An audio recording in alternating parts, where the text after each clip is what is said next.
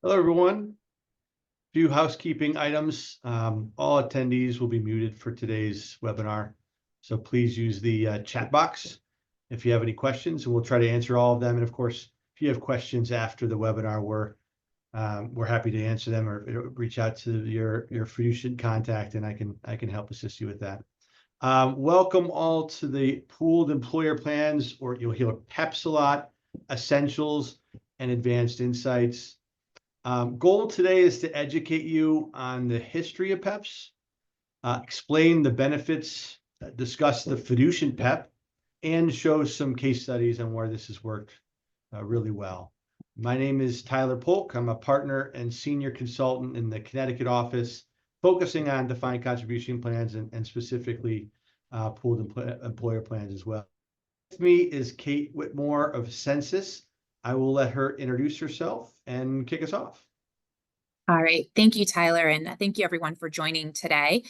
As Tyler mentioned, Kate Whitmore with Ascensus. I have been in the retirement plan industry for 20 years now, and have spent more than a decade specifically focused on the pooled plan space, with obviously PEPs developing over the last few years, moving from the MEPs to the PEP space has been really exciting to see that migration. And when you move to the next slide here, you actually see kind of the development of pooled employer plans and what we're going to be talking about today. I'm going to start off with just the overview of pooled employer plans, what it is, what are the benefits, and then Tyler is going to go into more specifics on the exact Fiducient program that we have in place in partnership with Ascensus. So many of you might have, in the past, you probably have heard of multiple employer plans. Multiple employer plans have been around for many years. The development to pooled employer plans really began in 2018 with Trump's executive order, which then eventually got us to the passage of Secure Act in December 2019. With the passage of Secure Act gave us the opportunity to offer pooled employer plans, where, as I mentioned previously, prior to that, it was your typical multiple employer plan that was defined by types of organizations. So whether it's an association, a professional employment organization, or just based off of an ownership structure of a company, you had a multiple employer plan. But it was very limited on the type of organizations that could adopt into that program.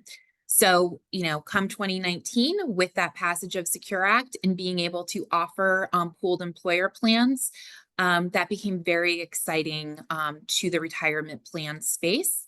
And those registrations began in November of 2020 with the creation of pooled employer plans in January of 2021. And then further developments with Secure 2.0 in December 2022, which again, all of this was about expanding retirement plan coverage and making it easier for employers to offer a retirement plan, to their participants. So with that, moving to the next slide, just getting into a little bit more detail on what a pooled employer plan is. A pooled employer plan is a type of multiple employer plan. But instead of defining the type of organizations that can offer a pooled employer plan, it really opened up the opportunity for organizations that did not have any type of common nexus to be able to adopt into a pooled arrangement for many reasons. Number one, cost efficiencies. Because you're pooling together assets, you're going to be getting oftentimes a discount from record keeping and overall administration, as well as investments. Secondly, the fiduciary offload. A pooled employer plan has the highest level of fiduciary offload that you can receive in a retirement program. Administration. As many of you know, year after year, 401k plans get more complicated with the requirement of annual notices, automatic enrollment requirements, eligibility provisions, whatever it might be. it becomes really cumbersome to handle the day-to-day administration.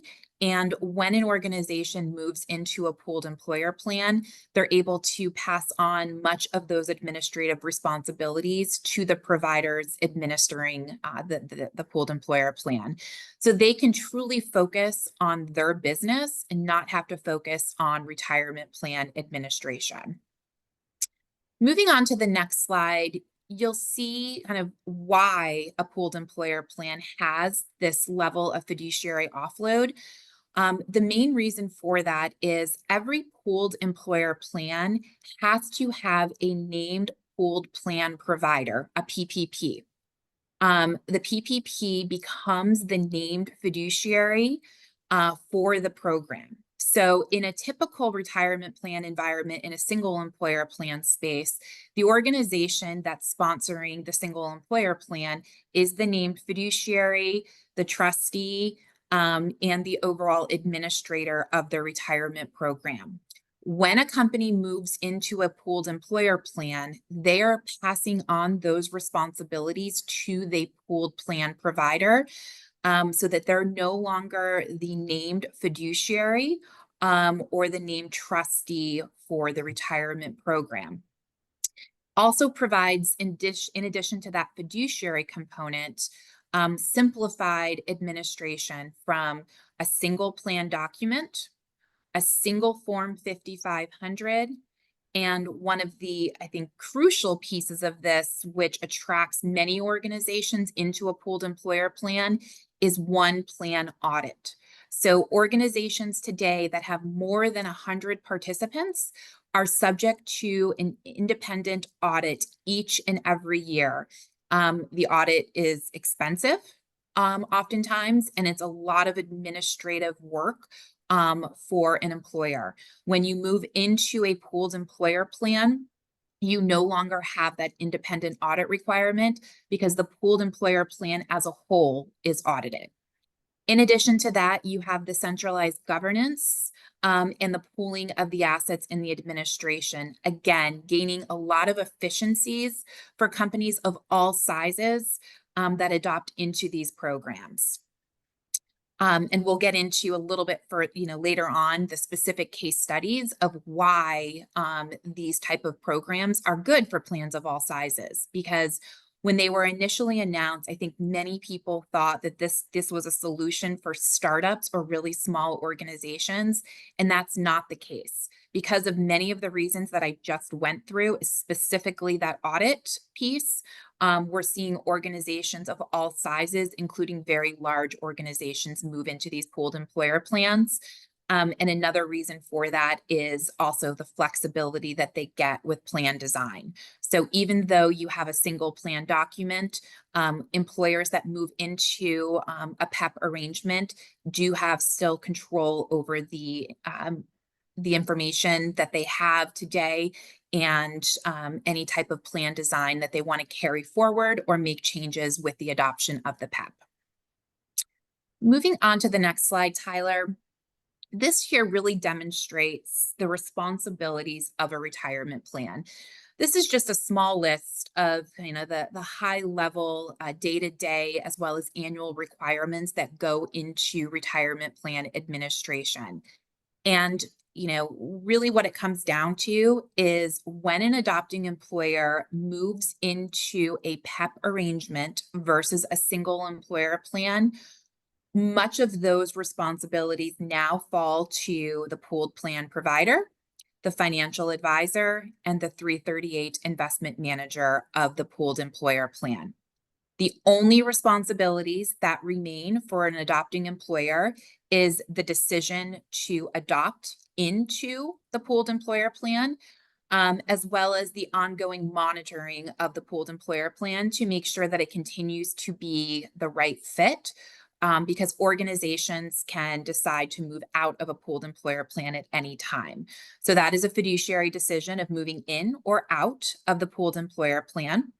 The plan design provisions that I just previously mentioned, you still have control over the plan design of your retirement program. Making sure that we, as the pooled plan provider and administrator of the program, have all of the necessary annual compliance and census information so that we can perform the annual testing. And then lastly, the payroll component, ensuring that payroll is submitted timely, and the data that we need to receive on that payroll is transmitted each and every pay period. So again, those are the only 4 responsibilities that remain with an organization when they adopt into a pooled employer plan.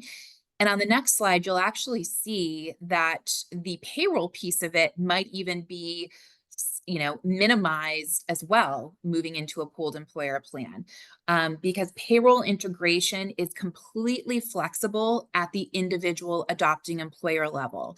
So what does that mean? If you have an organization that has an in-house payroll, or they're using a smaller payroll provider that maybe doesn't integrate with the record keeper, that's fine. They can still go through the process of uploading payroll and receiving those outbound payroll feeds directly as part of adoption into the program. Or if they're with a payroll provider that has 180 or 360 integration, and through the Ascensus PEP solution, we have over 200 payroll providers that have some level of integration.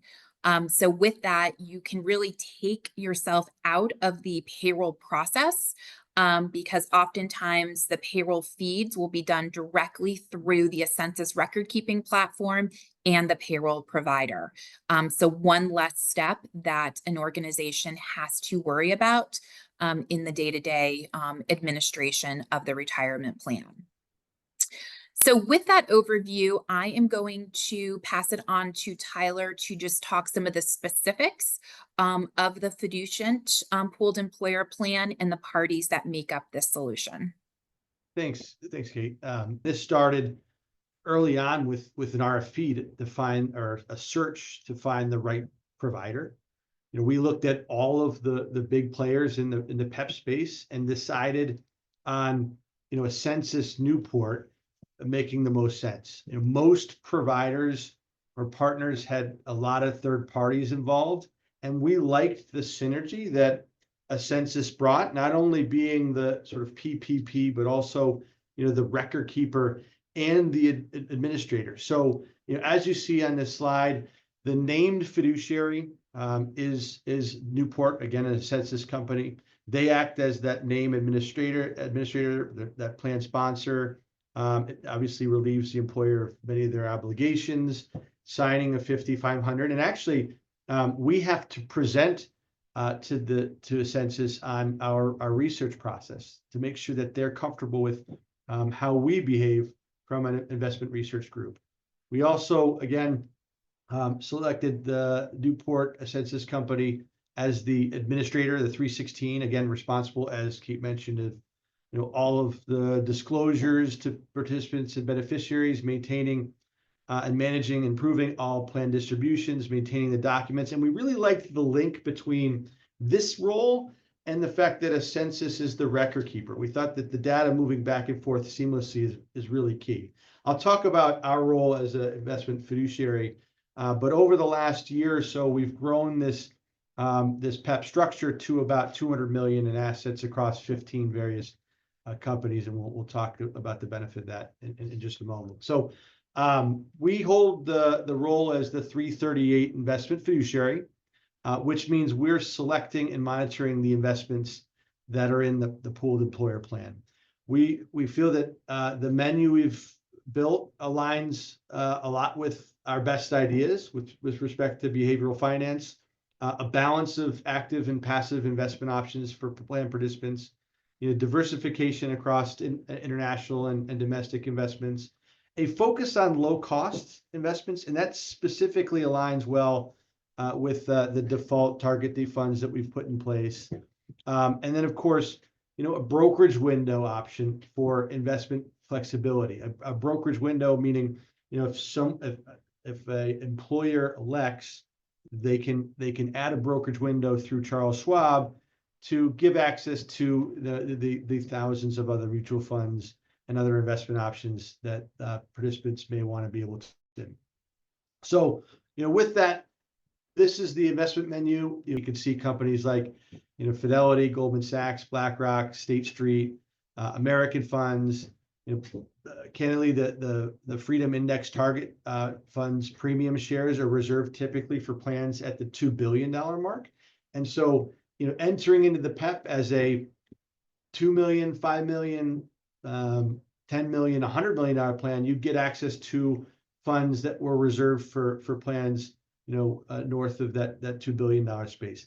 All of these funds, there's no revenue sharing. All of the fees reflect the investment costs without any hidden fees. There's no investment sharing, 12B1 sub-TA fees that are embedded in these particular funds. So, what you see is what you get, which we feel is very important and aligns well with our sort of levelized pricing model that we've rolled out to a lot of our clients at Fiducient. It's important for employers to continue to monitor us and our process. As Kate mentioned, it's a fiduciary decision to either enter in and to leave a pooled employer plan. So that's kind of one of the remaining fiduciary responsibilities that each adopting employer that enters into the PEP structure has. And all clients will continue to receive quarterly reports. Investment reviews are live and recorded. And so if a plan sponsor or adopting employer misses our quarterly report, they'll be able to either read it or view the recorded presentation. And what we do is still focus on the things we think are extremely important part of a governance process. So our governance calendar is reflected here. As you can see, each quarter, we're always showing our thought process around the investments that we've selected. So you see an investment review throughout the year, but we focus on a different fiduciary topic each quarter. So the first quarter, we start with the fee-focused quarter and making sure we benchmark the fees, look at fees for reasonableness, and also how fees are applied, looking at trends in the industry. Second quarter, we're looking at more, given that this is participant directed, we're looking at specific investments we're offering and how does that align with what we're seeing in the industry? Are we offering the right types of investment options? And let's take a deeper dive into how the target date funds work, or the QDIA, or default investment option. Make sure that that's an appropriate option for the pooled employer plan, and specifically each adopting employer. Third quarter, we revisit education advice. We know more and more the participant experience has become more important. We want to make sure that all adopting employers understand the services that are available to their participants and their beneficiaries. And so we want to go through a lot of that during that third quarter. And then fourth quarter, we revisit. We have an investment policy statement for the pooled employer plan. We revisit that, show that, and the alignment with the behavior of the year with that investment policy statement, update any adopting employer of any regulatory and legislative changes that may have occurred. And so throughout the year, we feel as we repeat this, the adopting employers of the pooled employer plan are in good shape from a fiduciary standpoint. Now, we're finding more and more the participant experience has become obviously really important. Part of why we selected the Ascensus Newport platform is really high touch. We wanted enhanced participant experience that included, because obviously this is also a record keeping platform. We wanted to include the ability for participants to see a forecast on how they're projected to do, calculate how, if they make changes to their investments, their retirement date, their savings rates, calculate what that would look like with respect to their forecasts. Also include managed accounts tools. So there's managed account tools embedded in there that can be offered and can be available for folks that want a little bit more hand-holding with respect to investments that are outside of the target date funds. And then, of course, co-branding is available across the platform. So if an adopting employer, a part of the PEP, really feels it's important to show their brand, because obviously this is their benefit, we are able to brand the look and the feel of that participant experience, not only on the website, but also on the mobile app. We've, the Ascensus mobile app intuitive, secure mobile experience, transactional. People are able to review investments, set future contributions, monitor progress, change savings rates, all to help people really, save or stay on track for their retirement. So for folks that want more of a proactive outreach to employees, there's also significant email campaigns that go out. So obviously not everyone's going and logging in, but we want to, lead a horse to water, make sure that they, get access to and know what's available to them, and they're able to, understand that the forecast is available to them. Obviously, the quarterly newsletter, quarterly statements are proactively pushed out so that people are shown all of the services that are available. Now, some folks want a little bit more high touch wellness. We can layer on the wellness by Fiducient for those clients that do want that access. There's some clients, again, looking for more high touch. So we're able to customize a web-based platform, financial wellness, stress assessments. Each user can have a unique dashboard that's customized based on relevant content to them. We want to populate new content and courses added monthly so that always the experience stays fresh, but also not just on the website. We want to be able to offer people to be able to talk to someone. They still want that human touch. And so we've been able to offer live consultations or coaching through our wellness platform. They're able to schedule seamlessly through this platform as well. Because often people don't want, just webinar recordings, other things that would help them through and understand a little bit about their unique wellness goals. And then obviously an extensive library of topics, but plan sponsor reporting is important too. So if employer, a company really has a goal of educating employees around this specific topic, we can focus on that. So reporting to that is really important. I mentioned customization, able to customize the entire web-based platform so that it's a look and feel of a particular company who's adopted the pooled employer plan structure. I mentioned a significant amount of library topics ranging from insurance without obviously the sales aspects, more educational, budgeting, estate planning, emergency funds, all topics that would be included in this extensive library of wellness topics. And then, as I mentioned, the human touch is really important as well. It's not just all web-based, electronic. You are still able to get coaching from individuals for those folks who want more live support and additional wellness aspect to their retirement program. Now, when we get into fees, when we did select Ascensus Newport as the PPP and the record keeper and the 316 administrator, we really loved the per head pricing, as we feel record keeping and administration is based on lives, not assets. And so it's really crucial for us to be able to provide a scaling fee schedule for record keep and all the services that we talked about previously, outside maybe a little bit more high touch Fiducient wellness programming. Our fee is reflected there to the right, obviously an annual advisory fee. All of these fees are flexible to the employer. They could be, if it's important for the employer to pay these fees out of pocket, which is rare, but that's the ability to do so, or all fees can be passed to the employees, the participants, and the beneficiaries. So you can layer on those fees to the plan, or obviously, it could be pro rata per capita, but obviously the fees from a record keeping admin trust standpoint are assessed from a per head standpoint, because it's really based on lives, not assets. Fee can be flexible based on a third party doing that consulting fee, or if it's done in-house. Now, the hardest part about this is obviously the potential for changing providers. Always can be a challenge. We've created a really simple onboarding process. to be able to not only assist adopting employers through the various stages of potentially leaving another record keeper, but also engaging with participants and really sharing the benefits of the change and making sure that the employees of various companies understand how the benefit works. The other great thing, a part of this onboarding process, is there's an ERISA team to help with, efficiencies with plan design.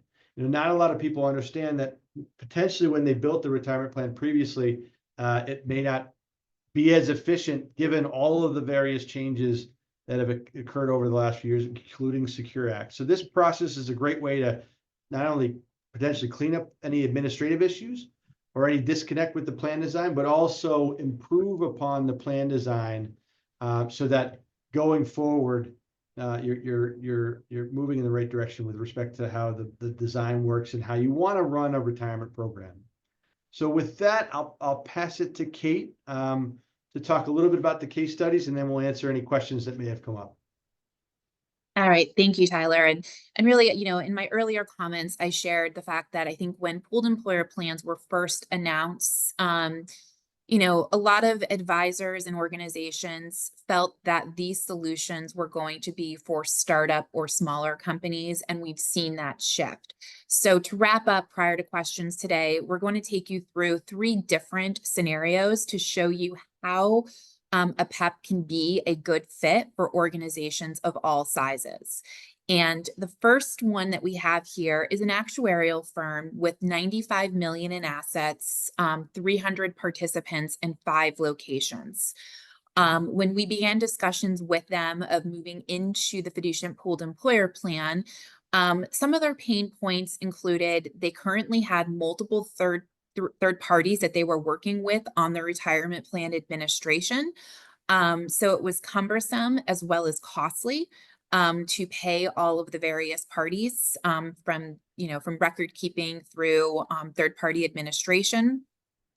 Their audit cost was continuing to go up each and every year, as well as the time that their staff had to spend on supporting the audit process. They also saw a lacking of participant engagement. The participants weren't aware of the benefits that were being offered to them through the retirement plan. Things like the employer contributions just weren't appreciated, and they really wanted to get participants more engaged in the retirement plan offering. Lastly, they had a very cumbersome administration process. And so with them, it worked out very well because they were acquired by a larger company that had actually already adopted the pooled employer plan. So they were able to get introduced to the PEP solution and learn about all of the benefits of moving into the pooled employer plan. So as soon as they were able to be onboarded into the program, they immediately saw streamlined administration.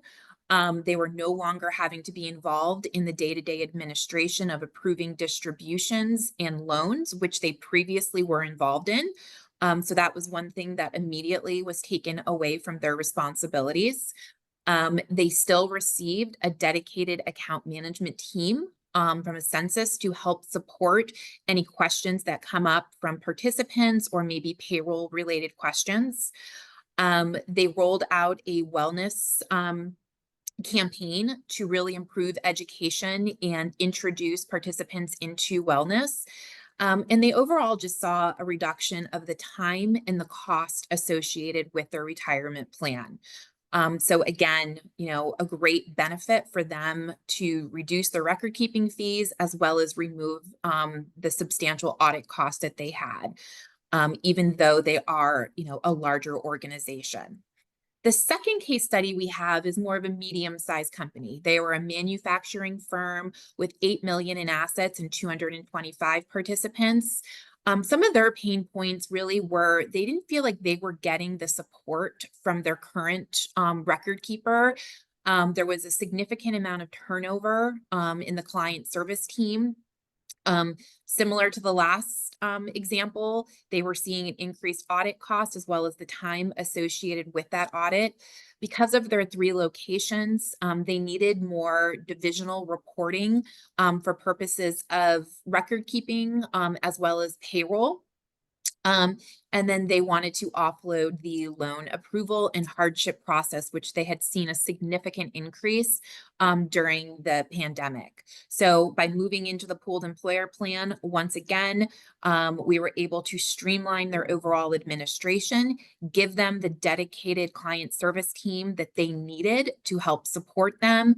And once again, they saw a reduction of time with the overall administration of the record keeping and the retirement program, but more specifically, the time that they associated with their audit.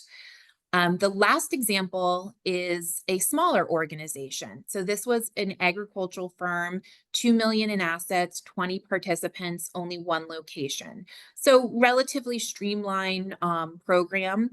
But what some of their pain points were is the record keeping and investment fees associated with their single employer plan were significant.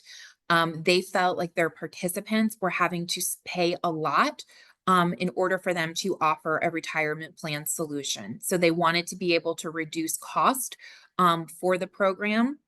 They wanted to be able to offload day-to-day administration, as well as the fiduciary requirements. They didn't have a large enough team to focus on the day-to-day administration and the fiduciary responsibilities that go into a retirement program. So being able to offload the fiduciary responsibilities to a pooled plan provider, to the 316 administrator, were very important to them. In addition, they didn't have an advisor, so they were really getting no support for the overall program, as well as support from a fiduciary standpoint. So by moving into the PEP, they were able to get the oversight of the 338 investment services that Tyler outlined earlier with what Fiducient provides on a quarterly basis. They saw a significant reduction of time associated with their staff having to spend on the retirement program, and they were able to significantly reduce the cost of their retirement plan offering, which was a huge win for them as an organization, as well as to their plan participants. So again, 3 different examples of PEP adopters. Plans of all sizes can be a good fit for a pooled employer plan. So with that, Tyler, I think we can open it up to questions as we wrap up.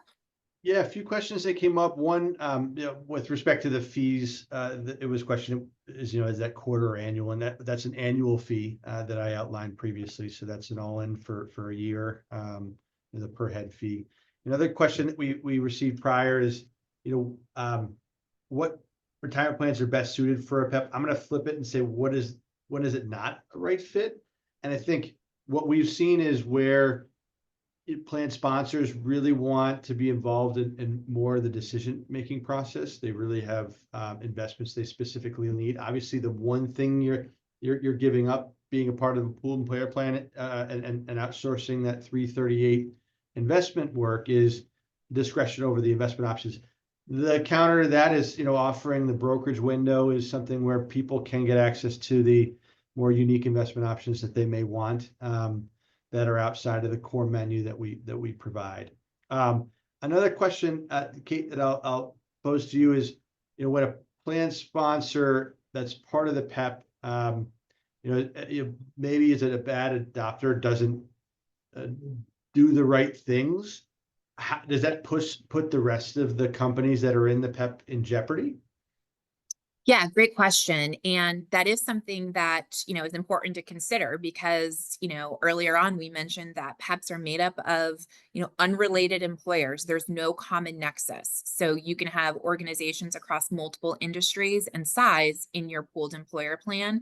But is there that kind of one bad apple in the program that does something? Maybe they don't submit payroll timely, or they continue to be delayed on their payroll. How does that impact the rest of the adopters in a pooled employer plan? And that's not the case. So if you have kind of that bad actor or that one bad apple within the pooled employer plan, It does not impact the other adopters of the PEP and does not put those adopters at risk from a compliance or from a fiduciary standpoint. As the, Ascensus, as the pooled plan provider, is responsible for taking the appropriate actions for that one bad actor to either remove them from the PEP or go through the process of, correcting whatever issues they might have to make sure that they stay in compliance. But the rest of the organizations are not impacted by that. And the other question I get a lot is, historically within MEPs and multiple employer plans and pooled employer plans, you had to sort of fit into a box with respect. Had to offer this, you had to be safe harbor, you had to do this thing. There really aren't the restrictions that used to exist around pooled employer plans. The autonomy that you want and need as a company to provide your own unique benefit still remain. There are a couple things, and I call them sort of best practices around design. Within our specific pooled employer plan, you aren't able to offer 3, 4, 5 loans at one time, and that's not something that you probably want to do anyways. The other restriction is immediate eligibility, and we have plans that like to offer immediate eligibility. When you are outsourcing the admin, Ascensus doesn't have that information immediately. So typically, within the first month or two, you'd want to wait to make someone eligible, but that's only for new individuals that are coming into the plan. Is there anything I'm missing, Kate, around plan design limitations? No, I think I think you've, hit the nail on the head with the fact that, we're talking about our program. There are other PEP programs that we've seen out there that to try to streamline administration, they do require you to kind of fit into a box from a plan design perspective. But in our partnership with Fiducient and this particular pooled employer plan that we're talking about today, there's a significant amount of flexibility, and where there are limitations are directly related, as Tyler mentioned, more kind of administrative best practices. So with the immediate eligibility piece of it, you want us to be able to distribute enrollment material and notices and all of the communications out to your plan participants. So because of that, we need to offer it, at a minimum, a 60-day eligibility requirement. It's not really seen as a takeaway. It's really more of an administrative wait period is the way that we communicate it. But things that are going to be really important to a plan sponsor of, vesting and employer contributions, whether you want safe harbor or discretionary match, profit sharing, all flexible and something that you as an organization can decide on for, for your specific population. We're not going to force anyone into a box. Well, again, I thank everyone for your time today. If any questions come up afterwards, don't hesitate to reach out to your contact at Fiducient, myself. Go online, obviously, to fiducientadvisors.com and check out the insights. I believe this will be, it has been recorded and will be available for folks to revisit. And we thank everyone for their time. Thank you, everyone.